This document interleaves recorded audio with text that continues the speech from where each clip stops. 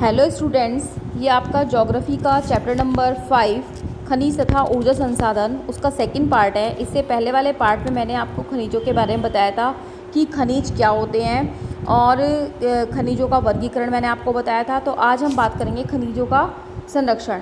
देखिए, खनिजों का जो संरक्षण है वो करना अत्यंत आवश्यक है, क्योंकि इनका जो निर्माण होता है वो बहुत ही धीमी गति से होता है और इनके निर्माण में जो है लाखों वर्ष तक लग जाते हैं। लेकिन मनुष्य जो है इनका यूज़ जो है वो बहुत ज़्यादा मात्रा में कर रहा है, यानी कि इनको निर्मित होने में ही काफ़ी समय लग जाता है, काफ़ी लाखों वर्ष लग जाते हैं। तो इस वजह से हमें जो है खनिजों का संरक्षण करना चाहिए तथा इस बात का ध्यान रखना चाहिए कि हमारी आने वाली जो पीढ़ी है या हमारे आने वाले समय के लिए भी हमारे को पर्याप्त मात्रा में मिलते रहें। इसके बाद बात करते हैं, देखिए हम ऊर्जा संसाधन की।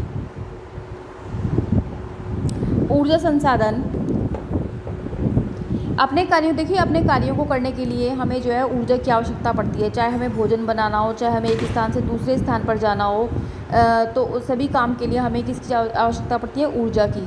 और ऊर्जा के प्रमुख संसाधन जैसे कि कोयला है, पेट्रोलियम है, प्राकृतिक गैस है, यूरेनियम है, ये सभी जो है हमारे ऊर्जा के संसाधन हैं। और ऊर्जा के जो संसाधन हैं इनको दो भागों में बांटा गया है। देखिए, मैंने अंडरलाइन कर रखा है परंपरागत और गैर परंपरागत ऊर्जा के स्रोत। तो जो परंपरागत साधन है जो ऊर्जा के, उसमें लकड़ी, उपले, कोयला, पेट्रोलियम, प्राकृतिक गैस, जल विद्युत तथा ताप विद्युत आदि आते हैं, यानी कि जिनको हम प्राचीन समय से यूज़ करते आ रहे हैं, जैसे पेट्रोल है, कोयला है ना, लकड़ी है, उपले हैं, तो इन सब का यूज़ हम प्राचीन समय से करते आ रहे हैं। तो इसलिए परंपरागत साधन के कैटेगरीज में रखे गए हैं। इसके बाद आता है गैर परंपरागत साधन। इनके अंतर्गत जैसे ऊर्जा, सौर ऊर्जा, पवन ऊर्जा, ज्वारीय ऊर्जा, भूतापीय ऊर्जा, बायोगैस और परमाणु आदि जो है इसके अंतर्गत आते हैं। तो ये सभी ऊर्जा जो है गैर परंपरागत हैं। अब देखिए परंपरागत ऊर्जा के स्रोत, इसमें सबसे पहले बात करते हैं कोयला का। देखिए, कोयला जो है वो ऊर्जा का हमारा सबसे प्रमुख स्रोत माना जाता है और इसका उपयोग जो है घरेलू कामों के लिए तथा उद्योगों के लिए भी इसका यूज़ किया जाता है तथा अपनी गुणवत्ता के आधार पर जो कोयला होता है वो अनेक प्रकार का होता है।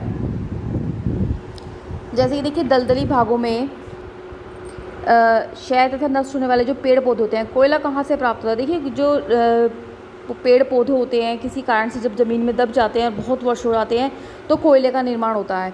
तो जो दलदली भागों में से हमें जो कोयला मिलता है उसको पीट कोयला कहा जाता है, लेकिन ये कोयला जो है ज़्यादा अच्छी क्वालिटी का नहीं होता है। इसमें कार्बन की मात्रा कम और नमी की मात्रा ज़्यादा होती है। फिर आता है लिग्नाइट, ये भी कोयले का ही एक फॉर्म है, प्रकार है। इसमें इसे जो है उच्च श्रेणी का कैसा भूरा कोयला होता है ये, यानी कि लिग्नाइट कोयला जो है वो सबसे उत्तम कोयला होता है और ये मुलायम होने के साथ साथ जो है नमीयुक्त भी होता है, यानी कि इसके अंदर नमी भी होती है। और इस तरह का जो कोयला होता है वो तमिलनाडु के नवेली क्षेत्र में ज़्यादातर पाया जाता है। इसके बाद देखिए, गहराई में दबे हुए और अधिक तापमान से प्रभावित कोयले को बिटुमिनस के नाम से भी जाना जाता है, यानी कि जो कोयला ज़्यादा गहराई से मिलता है तो उसको बहुत गहराई में मिलता है तो उसको बिटुमिनस नाम से जाना जाता है।